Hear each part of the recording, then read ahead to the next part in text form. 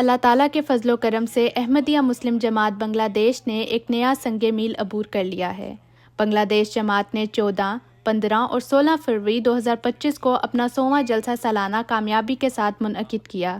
الحمدللہ ثم الحمدللہ۔ آئے ہیں مہمان مسیح پاک کے۔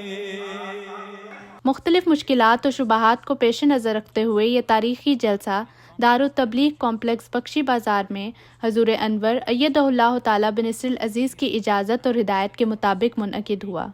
6 مزید علاقوں کے احمدی مسلمان متعلقہ مقامی جلسہ گاہ سے بذریعہ انٹرنیٹ جلسہ سالانہ میں شامل ہوئے، جن میں چٹاگنگ جماعت سے چٹاگنگ ریجن، سندربن جماعت سے کلنا ریجن، ناصر آباد جماعت سے کشتیہ ریجن، راجشاہی جماعت سے راجشاہی ریجن، خاکدان جماعت سے باریسال ریجن اور کمیلہ جماعت سے کمیلہ ریجن شامل ہیں، اور اس طرح اس روحانی اور بابرکت ماحول میں کئی گنا وسعت پیدا ہوئی۔ الحمدللہ۔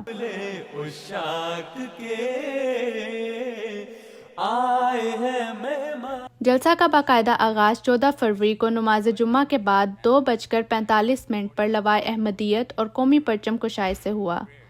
نیشنل امیر مولانا عبدالاول خان چودھری صاحب اور افسر جلسہ سالانہ احمد تبشیر چودھری صاحب نے پرچم کشائی کی۔ افتتاحی تقریب کا آغاز تلاوت قرآن پاک سے ہوا۔ وَيُؤْمِن بِاللَّهِ فَقَدِ اسْتَمْسَكَ بِالْعُرْوَةِ الْوُثْقَىٰ۔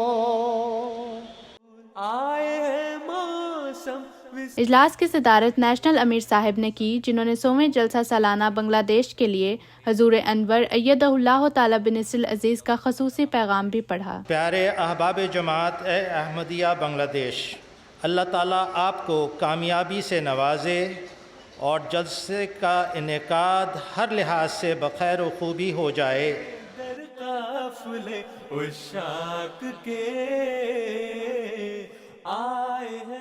حضرت اقدس مسیح موعود علیہ الصلوۃ والسلام نے پہلی بار 1891 میں اس روحانی مجلس کا آغاز کیا تھا، اور اس وقت سے جلسہ کے بنیادی مقاصد تعلیم، تربیت اور تبلیغ ہیں۔ ان مقاصد کو مد نظر رکھتے ہوئے جلسہ کی تقاریر کے لیے مختلف اہم موضوعات کا انتخاب کیا گیا۔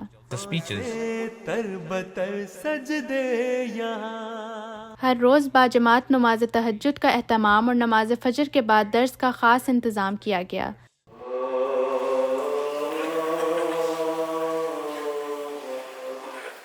جیسا کہ جلسہ سالانہ تبلیغ کے لیے بھی ایک موقع فراہم کرتا ہے، اس لیے 14 فروری کو MTA پر حضور انور ایدہ اللہ تعالیٰ بنصر العزیز کے خطبہ جمعہ کو براہ راست سننے کے بعد اور 15 فروری کو مغرب اور عشاء کی نماز کے بعد خصوصی تبلیغی اجلاس منعقد کیے گئے۔ احمدیہ مسلم جماعت قرآن پاک کی خدمت کے لیے بھی جانی جاتی ہے۔ اس کی ایک جھلک جلسہ سالانہ کے دوران 74 زبانوں میں ترجمہ شدہ قرآن پاک کی خصوصی نمائش میں دیکھی گئی۔ باہمی اخوت، محبت اور ہمدردی کو فروغ دینا بھی جلسہ کے مقاصد میں شامل ہے۔ اس کی خوبصورت نظارے 100ویں جلسہ سالانہ میں دیکھے گئے۔ جگہ کی تنگی کے باوجود بڑی تعداد میں لوگ دارالتبلیغ میں جمع ہوئے اور احباب جماعت نے اتحاد، نظم و ضبط، بھائی چارے اور ہم آہنگی کے گہرے جذبات کا مظاہرہ کیا، جس سے جلسہ گاہ کا ماحول بہت خوشگوار رہا۔ Great affection all over the جلسہ گاہ۔ مختلف شعبہ جات کے کارکنان کی لگن اور خلوص اس بابرکت تقریب کی ایک خاص بات تھی، کیونکہ انہوں نے نہایت عاجزی اور خلوص سے حضرت مسیح موعود علیہ الصلوۃ والسلام کے مہمانوں کی خدمت کی۔ اب زمین پہ ہے خدائی یہ نظام دیکھنے۔ 100ویں جلسہ سالانہ کے اس بابرکت موقع پر بیرون اس ملک معزز مہمانوں کی جانب سے اپنی نیک خواہشات کے اظہار کے متعدد ویڈیو پیغامات حاضرین کے سامنے پیش کیے گئے۔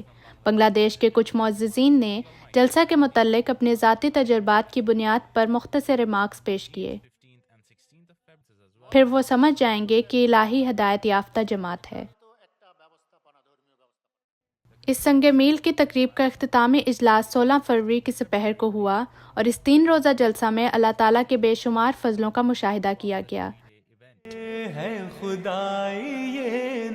نیشنل امیر صاحب نے اختتامی خطاب کیا اور اس بابرکت روحانی اجتماع کے اختتام پر دعا کرواتے ہوئے کہا، ہمارے پیارے حضور کے لیے ڈھیروں دعائیں کریں، اس طرح ہماری تمام دعائیں بھی قبول ہوں گی۔ آئیے اس جلسہ کی اختتامی دعا میں شامل ہو جائیں۔ پاک کے قافلے در قافلے وہ شاہ